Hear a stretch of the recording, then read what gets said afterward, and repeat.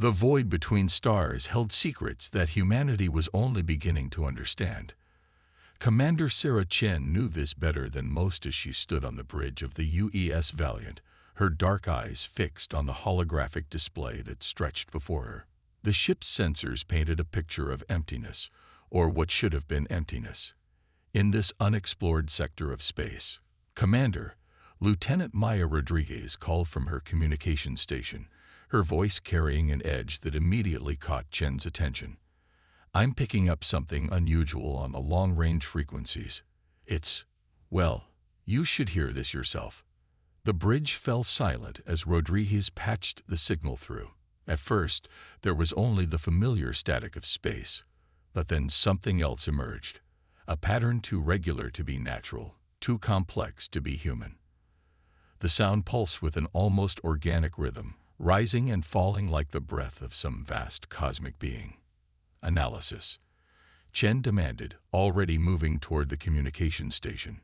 Rodriguez's fingers danced across her console. "The signal doesn't match any known human frequencies or patterns. It's being broadcast on a spectrum we've only theorized about. But there's something else." She paused, double-checking her readings. "It's degrading. Whatever's generating it is losing power, and fast." Chen felt the weight of command settle more heavily on her shoulders. The Valiant was 3 weeks into its deep space patrol, farther from Earth than any human vessel had ventured before. Their mission was simple: map the unexplored regions beyond the Sol security perimeter. First contact wasn't supposed to be part of the equation. "Dr. Harrison," Chen called to her chief science officer, "what do we know about this sector?" Harrison, a tall man with prematurely gray hair, pulled up his own set of readings. "It's supposed to be empty, Commander. The stellar cartography doesn't show any habitable systems within 50 light-years. But," he frowned at his display, "these energy readings suggest otherwise. There's something out there generating significant power, or at least there was until recently." Chen walked to the center of the bridge, feeling the eyes of her crew upon her. The Valiant wasn't a diplomatic vessel. They carried enough firepower to defend themselves, but their primary mission was exploration and scientific research. The regulations were clear. In case of potential alien contact, they were to observe and report back to Earth Command. But that signal, there was something about it that spoke of desperation. "Plot me a course to the signal's origin," Chen ordered, her decision made. "But keep us at maximum sensor range when we arrive. Let's see what we're dealing with before we commit." The Valiant's engines hummed to life, pushing the ship through the darkness of space. As they drew closer to the signal source, the ship's sensors began picking up more detail. What they revealed caused a collective intake of breath on the bridge. "Commander," Harrison's voice was barely above a whisper, "that's a ship out there. And it's like nothing humanity has ever built." The holographic display updated, showing a vessel that defied human engineering principles. It was organic in appearance, with sweeping curves and structures that seemed to flow into each other like liquid metal frozen in zero gravity. But parts of it were dark, dead, and a ship listed at an odd angle that suggested severe damage. "Life signs?" Chen asked, studying the alien vessel's configuration. "Difficult to tell with their technology, but," Harrison adjusted his sensors, "yes. Weak, but present. Multiple signatures, but they're fading." Chen straightened her uniform, a habit born of over 15 years in the Earth-United Space Force. "Options." Her first officer, Commander James Walsh, stepped forward. "Regulations are clear, Commander. We document, we report, we maintain distance until we receive instructions from Earth Command." And by then, Rodriguez spoke up from her station. "That signal's getting weaker by the minute. Those life signs too." Chen nodded slowly. "How long would it take to get authorization from Earth Command?" At this distance, Walsh checked his calculations. Minimum of 72 hours for a round-trip communication. "And how long do those life signs have, Dr. Harrison?" The science officer's response was grim. "Based on their deterioration rate, maybe 6 hours." Chen turned to face her crew, seeing in their faces the same conflict she felt. Humanity had dreamed of first contact for centuries, but not like this. Not with lives hanging in the balance, and no time for careful diplomatic protocols. "We can't just let them die," Rodriguez said softly, voicing what many were thinking. "No," Chen agreed. "We can't, because whatever else we are, whatever the rest of the galaxy might think of us, we're human, and humans help." She turned to Walsh. "Prepare a boarding team. Full containment protocols, but I want our best medical personnel on this." "Commander," Walsh cautioned, "this could be a trap. Or worse, we could inadvertently trigger an interstellar incident." Chen's smile was tight but determined.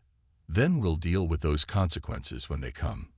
But I won't have it said that humanity's first major contact with an alien species was to watch them die when we could have helped." The next hour was a blur of activity as the Valiant carefully approached the alien vessel. The closer they got, the more obvious the damage became. Entire sections of the ship were exposed to space, their edges bearing the distinctive scarring of weapons fire. "Someone did this to them deliberately," Harrison observed, studying the damage patterns. "These aren't accident marks." "Which means whoever did this might still be around," Walsh added grimly. Chen nodded. "Keep our sensors at maximum range. I want to know if anything larger than a micrometeor comes within a light hour of our position." She turned to the assembled boarding team, their environmental suits gleaming under the bridge lights. "We go in fast. We find survivors. We get them out. The Valiant's medical bay is prepped and ready." Questions? There were none. Her crew knew their jobs, knew the risks, and knew what was at stake. As Chen watched the boarding shuttle launch, carrying the first humans who would ever set foot on an alien vessel, she couldn't shake the feeling that this moment would change everything. She just hoped they were ready for what they would find aboard that ship, and for what those discoveries would mean for humanity's place in the galaxy. The boarding shuttle's docking clamps engaged with a muffled thud against the alien vessel's hull. Dr. Elena Santos, the Valiant's chief medical officer, checked her suit's seals one final time as the team prepared to enter. Through the shuttle's viewport, the organic curves of the alien ship loomed like a massive sea creature, its surface reflecting the distant starlight in ways that seemed to defy physics. "Remember," Lieutenant Commander Marcus King, the security team leader, reminded them, "we're here to help, but stay alert. Weapons on stun, sensors active, and nobody touches anything without clearing it through Dr. Santos first." The airlock cycled, and they entered the alien vessel. Their helmet lights illuminated corridors that seemed to have been grown, rather than built, with walls that curved and flowed like frozen waves. The air was thin but breathable according to their suits' analyzers, though the temperature was well below human comfort levels. "Life signs are stronger now," Santos reported, studying her medical scanner. "Multiple signatures, approximately 30 meters ahead. But there's something else." She frowned at the readings. "I'm detecting unusual molecular activity in the air. Some kind of artificial construct, but it's breaking down." They found the first survivor in what appeared to be a medical bay. The alien was tall and slender, with iridescent scaled skin and multiple sets of arms. It lay curled around a data terminal, barely conscious. More of its kind were scattered throughout the room, some moving weakly, others completely still. Santos knelt beside the first alien, her scanner whirring. "They're dying," she announced, her voice tight with professional concern.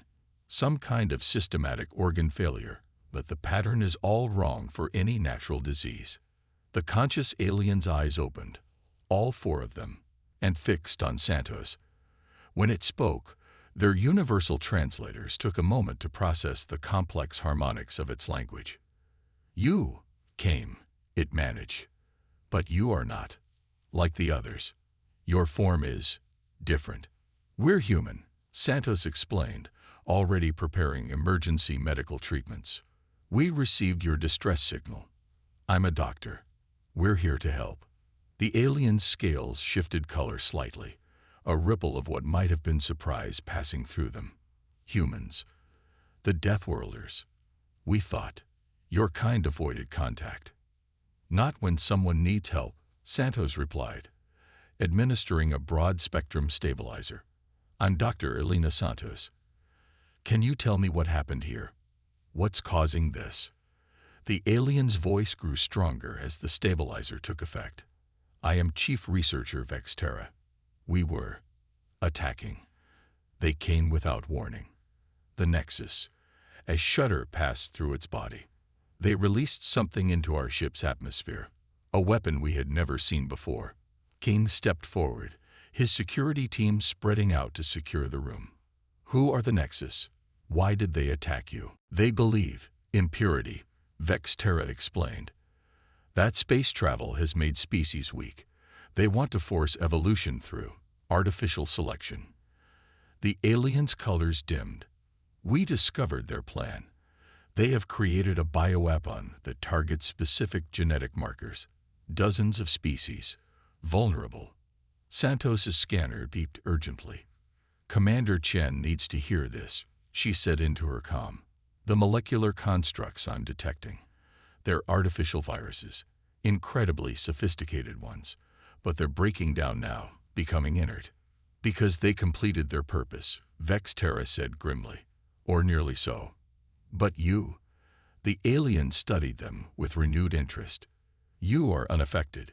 Your suits are not rated for particles this small. You should be showing symptoms already. Human immune systems, Santos realized, checking her readings again. They're naturally neutralizing the virus. Our bodies evolved dealing with countless pathogens on Earth. Our immune responses must be remarkable. Vexterra finished.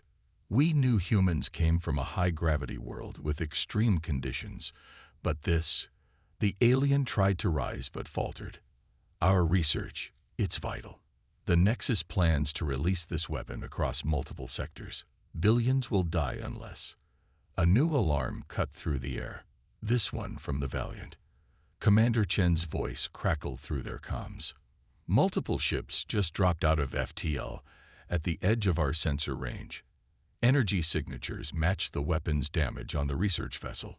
We have maybe 20 minutes before they're in weapons range. King immediately shifted into tactical mode. How many survivors can we evacuate? Santos looked around the medical bay. 8 in critical condition, another 12 stable enough to move. But Commander, she hesitated. Their research data might be just as important as the survivors, if what Vexterra is saying is true. The data cores. Vexterra pointed weakly to a sealed door across the medical bay. Everything we learned about the weapon, our progress on a cure, it's all there. But the security systems, even damage, they will take time to bypass. Chen's voice was firm over the comms. Get everyone you can to the shuttle. Dr. Santos, you and King stay behind with a small team to retrieve that data. You have 15 minutes. After that, we'll have to break off to avoid engagement. The evacuation began immediately, with medical personnel and security teams carefully moving survivors toward the shuttle. Santos and King, along with 2 engineers, rushed to the sealed data core. The security system is unlike anything I've seen, one of the engineers reported, studying the alien technology. It's partially biological. We can't just hack it or cut through. No, Vexterra called from where they were preparing to move her. But perhaps we can convince it. With trembling hands, she removed something that looked like a crystalline medallion from around her neck. A genetic key. But it needs living genetic material to activate. Blood. Santos took the key, understanding immediately. Human blood. You think our immunity to the virus might help?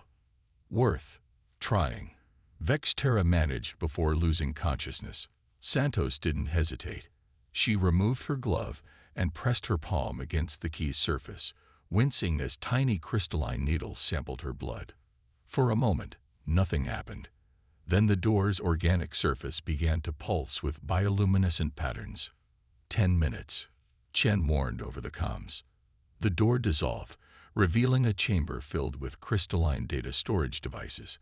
As they rushed to secure them, Santos couldn't help but wonder what other surprises human biology might hold, and what these revelations would mean for humanity's place in the galaxy. Multiple hull breaches detected, the Valiant reported. The Nexus ships are launching long-range weapons. Time to intercept, 8 minutes. As they raced back to the shuttle with the precious data, Santos realized that their real battle, and humanity's true test, was just beginning. The UES Valiant broke through the darkness of space like a bullet, its engines pushing the limits of safe operation. In the ship's medical bay, Dr. Elena Santos worked frantically alongside her team, monitoring the alien survivors while analyzing the data they'd recovered. Commander Chen's voice echoed through the ship's comm system, announcing another pursuing vessel had appeared on their sensors. Dr. Santos, Vexterra called weakly from her biobed, her scales now a pale, sickly blue. The data. Have you found anything useful? Santos moved to the alien researcher's side, tablet in hand. Your work is incredible, she admitted. The level of genetic engineering involved in this weapon. It's beyond anything humanity has achieved, but that might be our advantage. The medical bay had been transformed into a makeshift xenobiology research center. Holographic displays showed rotating DNA structures, both alien and human, while complex molecular models floated in the air like strange constellations. The surviving HFY scientists, who were well enough, had joined the research effort, their multiple arms moving with surprising grace as they worked alongside the human medical team. Explain, Vexterra requested, her 4 eyes focusing intently on Santos. The weapon was designed to target specific genetic markers common to spacefaring species, Santos explained, pulling up a detailed molecular diagram. Your people, the HFY, evolved in a controlled environment. Most spacefaring species did. But humans. You evolved on a death world, one of the other HFY scientists, Kelimov, finished. His scales shifted to a pattern that the humans were learning indicated intense interest. Your genetic structure is far more chaotic, more redundant. Santos nodded. Earth threw everything it had at us: radiation, pathogens, predators, natural disasters. Our ancestors survived it all, and our DNA carries the scars of those battles. The Nexus's weapon can't get a grip on human genetics because we're too messy. The ship shuddered slightly as Commander Chen executed another evasive maneuver. They were pushing hard for the nearest Allied space station, Station Unity, but the Nexus ships were slowly gaining ground. Commander, First Officer Walsh's voice came over the comm. Station Unity reports they're detecting unusual activity in their sector. Multiple ships dropping out of FTL. They're trying to cut us off, Chen replied grimly. Dr. Santos, please tell me you have something. Santos looked at her mixed team of human and HFY researchers, all working together with an urgency that transcended species. Maybe, Commander, we need more time, but I think we found something. Human antibodies aren't just fighting off the weapon. They're breaking it down systematically. The ship rocked again, harder this time. Shield impacts, the tactical officer reported. Long-range weapons fire. They're trying to slow us down. In the medical bay, Santos and her team worked faster. The HFY, despite their weakened condition, proved to be brilliant collaborators. Their understanding of genetic engineering complemented human medical expertise in unexpected ways. Look at this, Kelimov called out, his colors rippling with excitement. He manipulated a holographic display, showing the interaction between human immune responses and the bioweapon. The weapon uses quantum entanglement to coordinate its attacks across different genetic structures. But human antibodies, they're so aggressive they're actually breaking the quantum links. That's why the weapon was breaking down on your ship, Santos realized. Just our presence, our natural biological emissions, was enough to start degrading it. But if we could weaponize this effect, we could create a cure, Vexterra finished, her colors strengthening slightly. Not just a treatment, but a way to actively destroy the weapon wherever it appears. Another impact rocked the ship. Shields at 60%, Walsh announced. Station Unity is still 2 hours out at maximum speed. Santos straightened up, her decision made. Commander, request permission to use the emergency labs.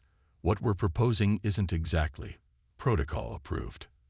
There was a moment of silence on the comm before Chen responded. Doctor, at this point, I don't think Earth Command would object to a little creative problem solving. Do what you need to do. The next hour was a blur of activity. The Arctury's expertise in genetic engineering proved invaluable as they helped modify human antibodies into something that could be weaponized against the Nexus's creation. The work was dangerous. They were essentially creating the counter-weapon that could affect multiple species, but the alternative was unthinkable. It's ready, Santos announced finally, holding up a vial of slightly glowing liquid. But we haven't had time to test it properly. The side effects could hardly be worse than death, Vexterra pointed out. Her colors had faded further, the weapon's effects continuing to ravage her system. I volunteer. Santos hesitated, but they were out of options. She administered the treatment to Vexterra, while the other Arcturi watched anxiously. For a moment, nothing happened. Then, Vexterra's scales began to shift, cycling through colors rapidly. Vital signs stabilizing, one of the human nurses reported, watching the monitors. Immune response activating. The modified antibodies they're working. Vexterra's colors settled into a healthy pattern as she sat up, her movements stronger than they had been since her rescue. Remarkable, she said, examining her own readings. The quantum links are breaking down completely. Multiple impacts. Walsh's voice cut through their celebration. Shields at 40%. The Nexus fleet. They know what we're doing. They're throwing everything they have at us. Santos looked at her team. Human and Arcturi working side by side. Deathworlders and Void Dwellers united by a common purpose. Then we better make sure we have enough cure for everyone. Commander, how many people are on Station Unity? Over 10,000, Chen replied. You think the Nexus will target them? I think they can't afford to let us reach that station, Santos said grimly. Not with a cure. Not with proof of what they've done.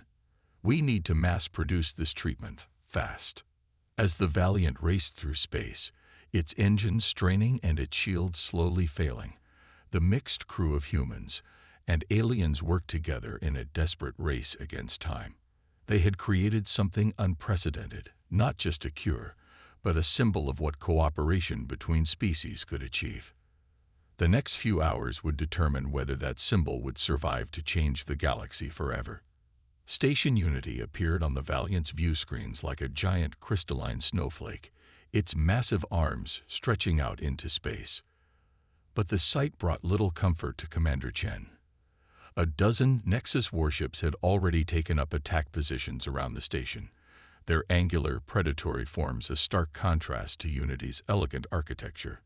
They're demanding our surrender, Walsh reported from his station, his face grim. They're claiming we've been infected by an unknown pathogen and need to be quarantined. That's one way to cover up an attempted genocide, Chen muttered. She opened a channel to the medical bay. Dr. Santos, please tell me you have good news.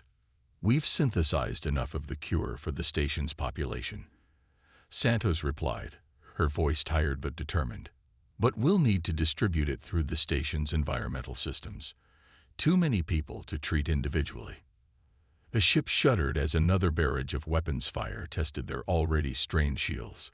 The Valiant had managed to stay ahead of their pursuers, but now they were trapped between two hostile forces. Commander, Vexterra's voice joined the conversation from medical. The station's commander. It's Sentinel Kavzar. She's an old friend. If I could speak with her. Chen nodded to Walsh, who patched through a connection to the station. The holographic display showed a tall Arcturi female, her scales shifting in patterns of distress and confusion. Vexterra. The Sentinel's eyes widened. We received reports that your ship was destroyed. The humans saved us. Vexterra replied simply. And more than that, they've helped us create a cure for the Nexus weapon. But we need your help, old friend. The station's environmental systems. A new voice cut through the transmission. Harsh, mechanical. This communication is unauthorized. Station Unity, you are harboring contaminated vessels. Submit to quarantine protocols immediately. Chen stepped forward, her voice firm. This is Commander Sarah Chen of the UES Valiant. The only contamination here is your bioweapon, and we have proof of your crimes.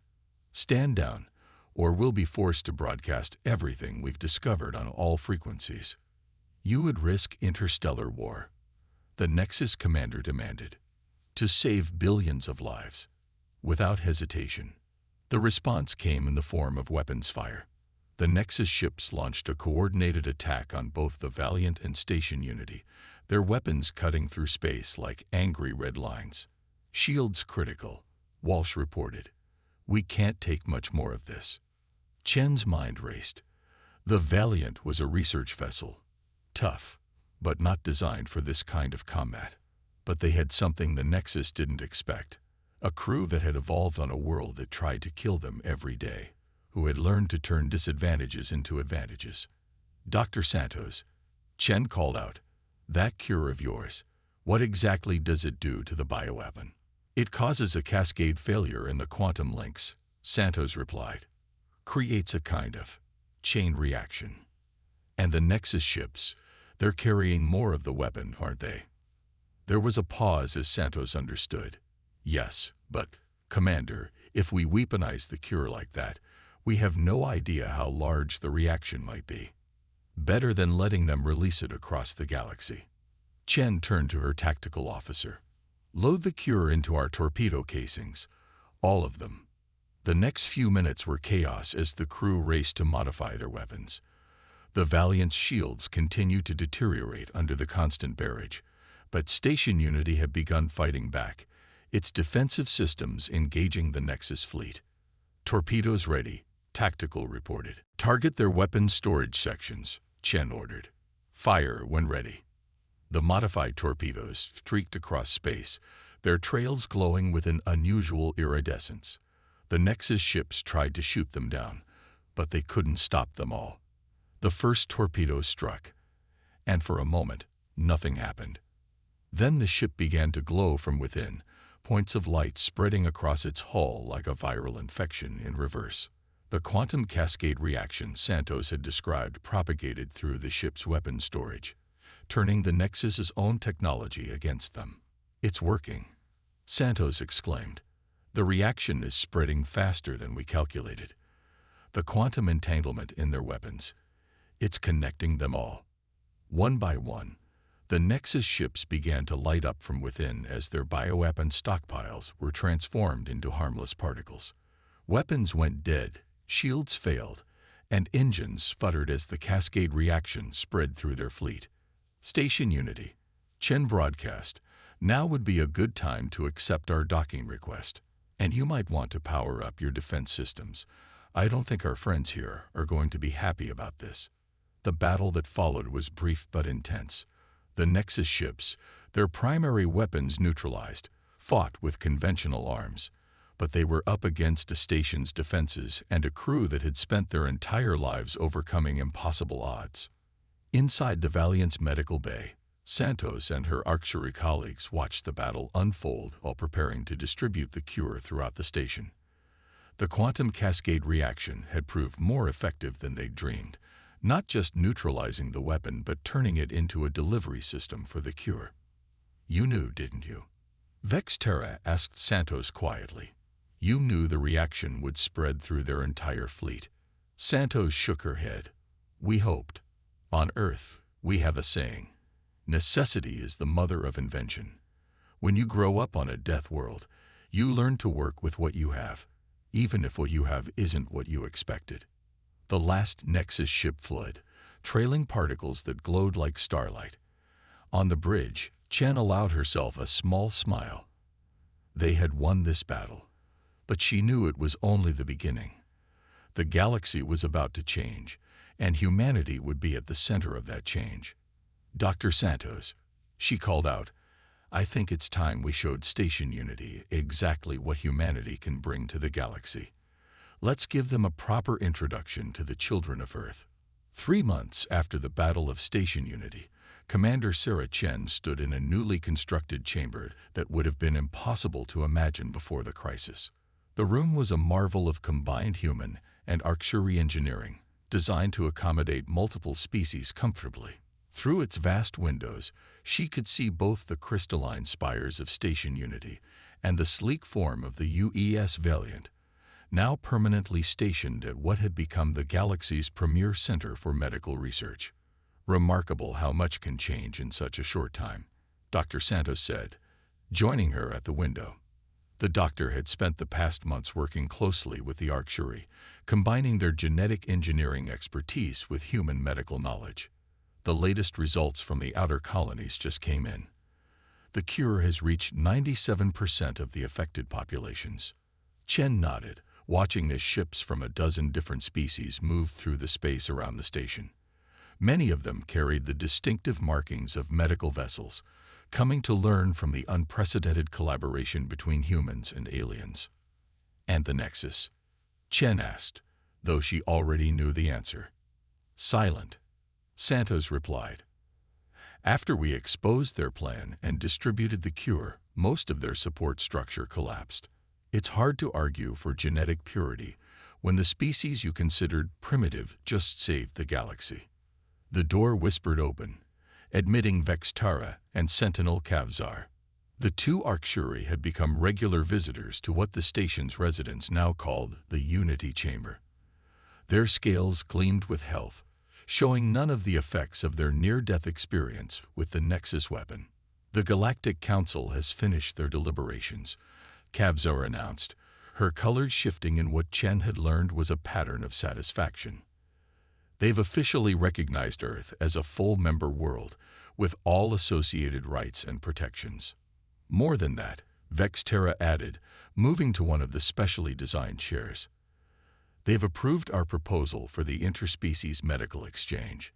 The funding is secured, and construction of the new facilities will begin next month. Chen smiled, remembering the skepticism they'd faced when first proposing the idea. The notion of building a massive medical research facility, combining the knowledge of multiple species with human biological adaptations, had seemed impossible just months ago. Now it was becoming reality. We've already received applications from 57 worlds, Santos said, pulling up a holographic display. Not just medical researchers, but engineers, xenobiologists, even military personnel wanting to learn how we modified those torpedoes. Everyone wants to understand how the Deathworlders think. They're learning, Chen observed, watching a group of alien medical students following the human instructor down a corridor. That's what they feared about us. Our adaptability, our aggressive immune systems, our tendency to run toward danger instead of away from it.